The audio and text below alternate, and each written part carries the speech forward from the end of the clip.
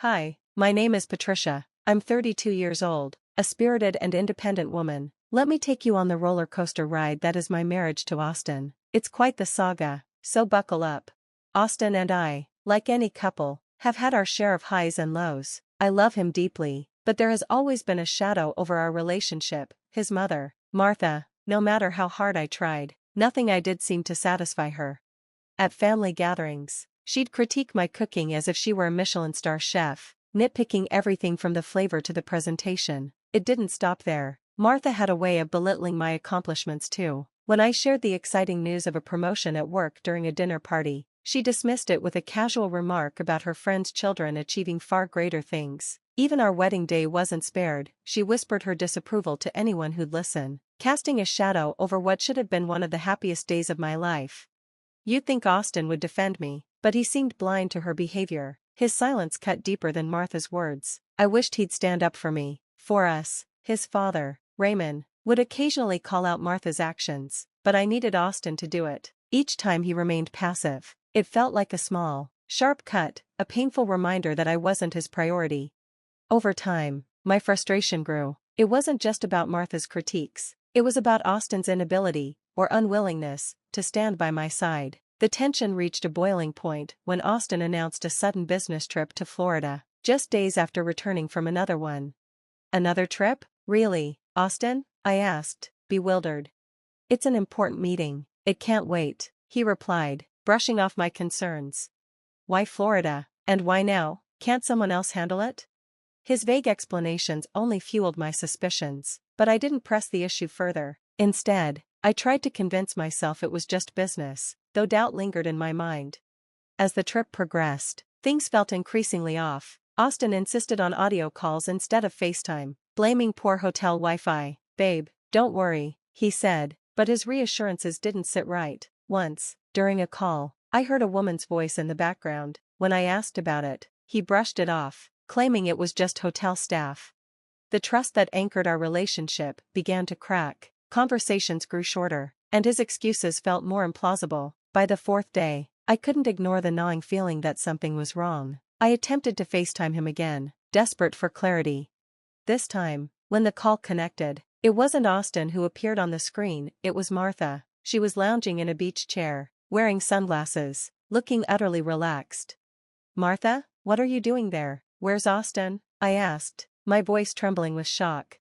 With a smug smile, she replied, Oh, Patricia, dear, you didn't really think he was on a business trip, did you? Honestly, he didn't need to hide this from you, but I suppose it shows how pushy you can be. Her words hit me like a slap. Austin had lied to me, and there was his mother, basking in the sun, as if her betrayal was nothing. So, you're telling me you both planned a secret vacation without me? I demanded, anger bubbling up inside. Well, yes, she admitted nonchalantly, as if it were the most natural thing in the world. I pressed for answers, needing to understand. I wanted to visit my hometown, and I wanted to do it with my son. Is that really so wrong? Martha responded as though it were the most natural thing in the world, completely dismissing my feelings.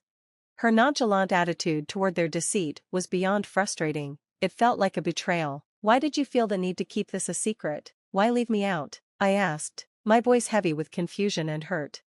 Martha answered calmly, this trip was meant just for me and my son. It's our special time together. I couldn't hide my dismay. But I'm his wife, shouldn't I be included? This could have been an opportunity for us to work through things. And honestly, I could have used a break, too. Her response was blunt, almost indifferent. Well, you didn't get a vacation. Sorry about that, but that's just how it is. Her dismissive tone stung, but I tried to keep my composure, setting aside your attitude for a moment. I just want to make it clear, even if you planned this trip without me, I could have handled it if you'd been honest from the start. The secrecy isn't necessary. Martha, however, didn't hold back. We kept it a secret because we didn't want you to know. It wasn't about whether you'd mind or not. We just didn't want you to be a part of it. Your constant calls, though, made us tell you the truth. I was stunned. Are you serious? Martha, what has happened to you? She rolled her eyes, her tone dismissive. Oh, stop overreacting. You're blowing this out of proportion, as usual. I fought back the rising frustration. I'm not being dramatic. After all these years of dealing with your difficult attitude, I have every right to feel upset. Martha tried to downplay the situation. Oh, Patricia dear, sometimes it's better not to know everything your husband does. It was just a small getaway, a special moment for us. You wouldn't understand. Her words stung like a slap. Betrayal, anger, and sadness hit me all at once. They had planned this intentionally, keeping me completely in the dark. The weight of their secrecy made me question what else they might have hidden from me. How often had these secret trips taken place? Why had they gone to such lengths to exclude me? As the trust one had in Austin began to crack, I was interrupted by his voice, tense and strained. Mom, why did you pick up the phone? What's going on? Martha's voice was firm. It's time Patricia knew the truth. It's been 5 days. Austin quickly snatched the phone from her, his face draining of color as he realized how deeply his lies had entangled him. He looked at the screen, knowing he was caught. Why did you lie about the business trip, Austin? The Wi-Fi was working fine the past few days, wasn't it? I demanded, my anger and confusion building. I didn't want to upset you, he admitted sheepishly. Well, of course, I'm upset, I snapped. I thought you were avoiding me. It's odd that you want to spend time with your mom, but Austin, you've been neglecting our relationship. I felt distant from you. If you just wanted time with her, you should have been honest. Even if I'd been disappointed about not being invited, it would have been better than feeling like you were keeping secrets from me. Austin tried to justify his actions, but it was clear he hadn't thought through how this would affect me. Austin, I said, frustration rising in my chest, I wouldn't have been upset if you'd just been honest. It's not about the trip, it's about the secrecy. And honestly, when I heard women's voices in the background during your calls, I started to think you might be cheating. I exclaimed, the hurt in my voice unmistakable. What? No way, Austin shot back, clearly shocked by my accusation. Yeah, well, when you keep things from me, what am I supposed to think? I replied bitterly. I have a special bond with my mom. Sometimes we just need our space, Austin tried to explain. In Florida? Of all places? You both hate Florida, and what about visiting Jess? Weren't we supposed to see her together? My questions hung in the air, unanswered, and I could feel the weight of my disappointment growing. The inconsistencies in his story were impossible to ignore. I confronted him, my voice firm. So this secret was just between you and your mom? Did your dad even know about it? Austin stuttered, I can't talk right now. Well, I hope this trip was worth it, I said, my voice unwavering, because when you come back, you might not have a wife to return to. Austin, please just wait, he pleaded, but I had no patience left. I ended the call and blocked any further attempts from him to reach me. Alone in my room, I paced back and forth, overwhelmed by a storm of confusion and anger. Why would Austin hide something so trivial? One thing I'd always believed was that small lies often pointed to bigger secrets. The idea of Austin secretly spending time with his mom was almost absurd. Part of me wished it was something as simple as an affair, something I could at least understand. His distant, secretive behavior, and his mother's meddling, however, were harder to grasp. I knew I needed advice from someone who might understand, so I decided to call my father-in-law, hoping he could shed some light on the situation. Hey, it's Patricia. I need to talk to you about something important, I said as soon as he answered. I poured out everything, the deception that was straining my marriage, the betrayal that was swirling inside me. I told him how Austin had fabricated a story about a business trip and how Martha seemed to revel in keeping me out of the loop, enjoying the control it gave her over our relationship. The weight of their deceit was suffocating. I could hear Raymond's shock and hurt in his voice. What? I had no idea about any of this. I'm so sorry, Patricia, he said, his tone serious and filled with concern. He paused for a moment before continuing. Martha told me she was going to Florida to mend things with her mother. I believed her. I corrected him, my voice firm. Austin just confessed. They weren't planning to visit Jessica at all. She doesn't even know about any supposed visit.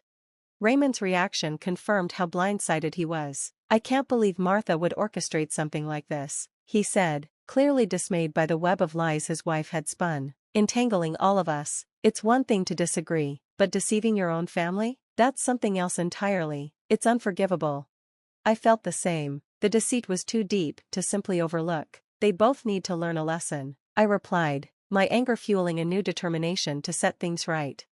Our conversation ended with plans and mutual encouragement to face what was ahead. I hung up, eagerly awaiting the outcome of Raymond's conversation with Jessica. Hours later, he called back with updates that only deepened the gravity of the situation. His voice trembled with a mix of anger and sorrow as he recounted the details. I told her everything, Patricia. Jessica was furious, absolutely devastated. She couldn't believe her daughter would go this far and deceive everyone, Raymond explained. She deserves to know the truth. Martha's been unbearable for too long, I replied, still reeling from the betrayal. Well, Jessica's ready to take matters into her own hands. She's planning to give Martha a lesson she won't soon forget. She's fed up with Martha's antics and wants to show her what true rudeness looks like, Raymond continued. Curious about the deeper issues at play, I asked, what exactly is the issue between Martha and Jessica? Raymond sighed before responding, it's quite ironic, Patricia. Martha's always claimed that her mother was rude and cruel to her. They've had a rocky relationship ever since Martha ran away, and it's been toxic, with years of being in and out of contact. But after speaking with Jessica for the past hour, I'm beginning to think that Martha might have been the problem all along. He paused, reflecting on the broader implications. It's crazy. I've been married to Martha for all these years, and yet you've uncovered more about our family secrets in this short time than I ever did. I should have been more curious. The revelations were startling, casting new light on the family dynamics and hinting at deep-seated issues that had been simmering beneath the surface.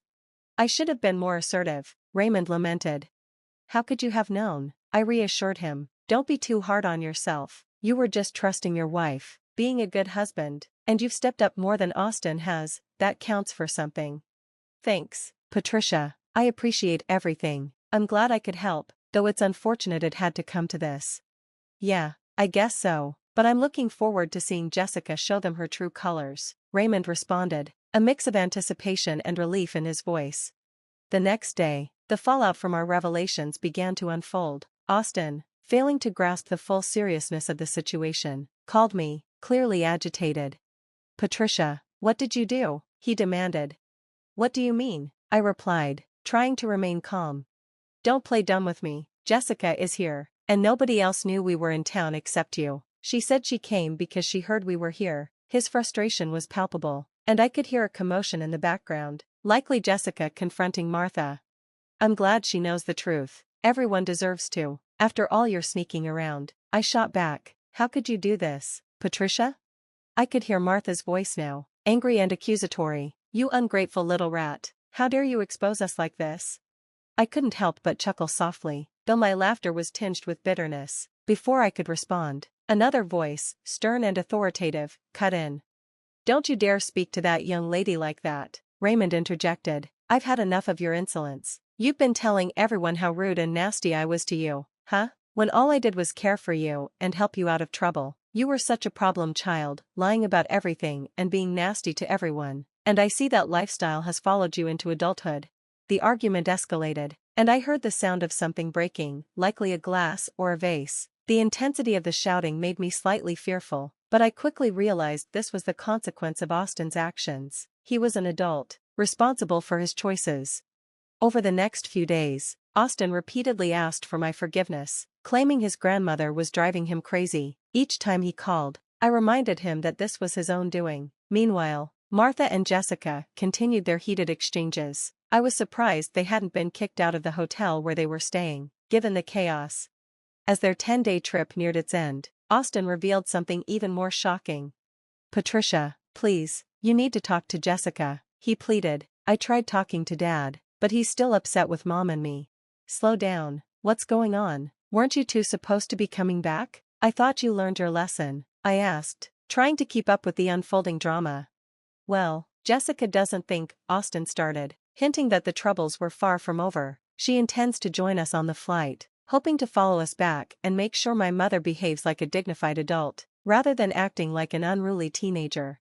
Wow, that's quite the surprise, I replied, my voice dripping with sarcasm. Perhaps next time you'll advocate for what's right instead of participating in your mother's plots. I'll see you when you get back, I concluded, ending the call. Patricia, I'm sorry for everything. Haven't you punished us enough? Please, talk to Jessica and convince her not to come with us, Austin implored, his desperation evident. I don't think so, dear. It's not my place to stop her. She's quite formidable, I replied dismissively. How do you think that makes us feel? Austin pressed.